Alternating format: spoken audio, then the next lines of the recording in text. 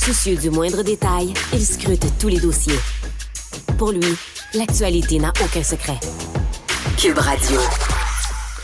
Aux États-Unis, le secteur de l'automobile est plombé actuellement par une grève qui touche quand même des géants. Là, on parle de Ford, GM, Stellantis. Antoine Joubert, chroniqueur au Guide de l'auto. Salut Antoine. Salut.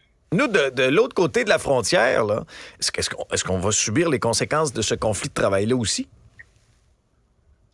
Ben, en fait, on va être pratiquement les premiers à en subir en termes de disponibilité de véhicules et d'inventaire parce que c'est évident qu'avec une grève dans des usines américaines comme celle-là, l'approvisionnement sera d'abord coupé au Canada où c'est moins profitable de vendre des véhicules qu'aux États-Unis. Et on sait qu'actuellement, les concessionnaires de marques américaines ont principalement sous la main des gros VUS et des camionnettes pleine grandeur. Ça, on en a en inventaire. Mais les plus petits véhicules qui sont plus abordables et qu'on s'arrache un peu partout, eux, on en manque constamment. Alors, actuellement, ce qu'on constate, c'est que Chevrolet, par exemple, va proposer du 0,9 % de taux de financement sur ses camionnettes Silverado. Ford, on est à du 3,49. Ram, on a des rabais allant jusqu'à presque 10 000 $. Alors, il y a des promotions, il y a des incitatifs qui sont en place présentement pour vendre ces camions-là parce qu'on en a en stock. C'est certain que dans les prochains mois ou dans le prochain mois, ces promotions-là vont être révisées à la baisse parce qu'on sait qu'il y aura baisse d'inventaire. Alors, on va être les premiers touchés là-dessus.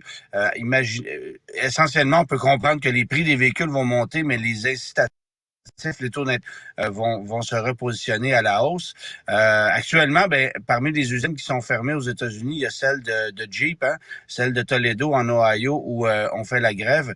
On y fabrique les Grand Cherokee, on y fabrique les Wrangler, qui sont des produits très populaires chez nous et aux États-Unis aussi. Les camionnettes Colorado et Canyon, c'est fabriqué à l'usine de Wentzville.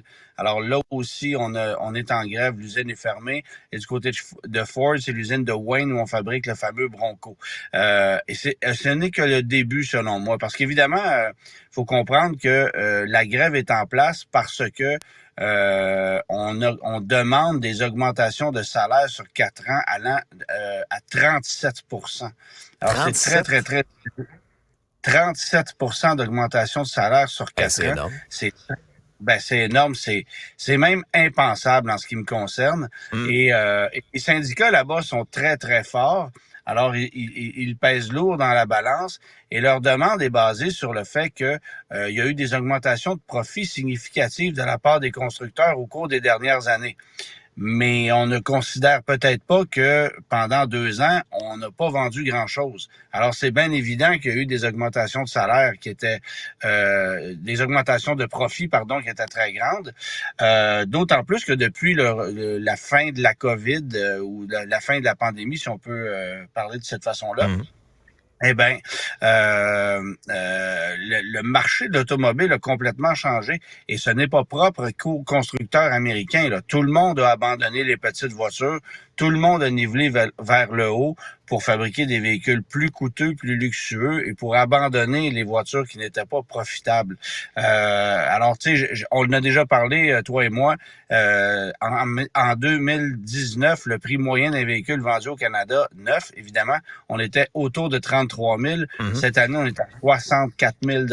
Alors, ça a pratiquement doublé en 4 ans. Là. Puis dis-moi, Antoine, là actuellement, tu nous as expliqué quelles usines étaient touchées puis quels sont les modèles qu'on fabrique à ces endroits-là, mais est-ce que ce mouvement de grève-là pourrait prendre de l'ampleur aux États-Unis et s'étendre aussi à d'autres puis vraiment paralyser l'industrie automobile?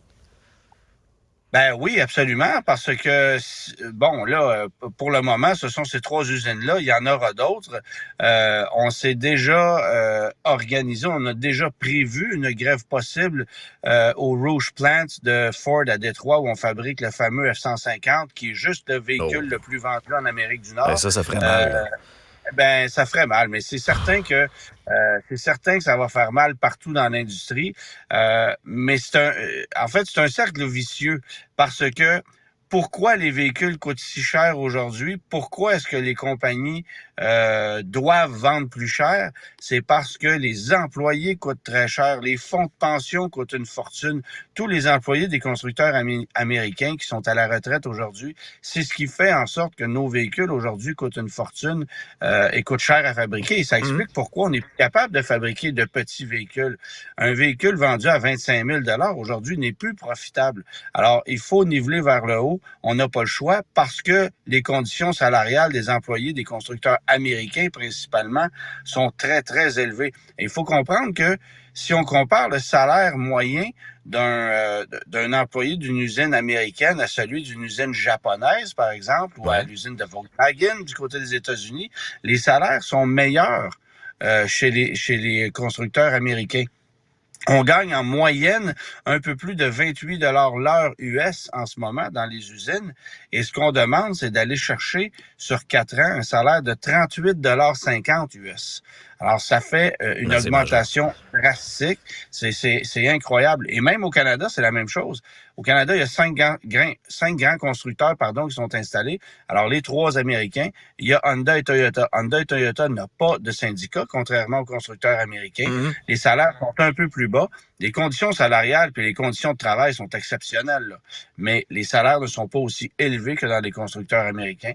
Et pourtant, on n'entend jamais parler de grève du côté des constructeurs japonais parce que c'est la façon de faire. Et si jamais l'employé n'est pas content, il y a quelqu'un d'autre qui va prendre sa place.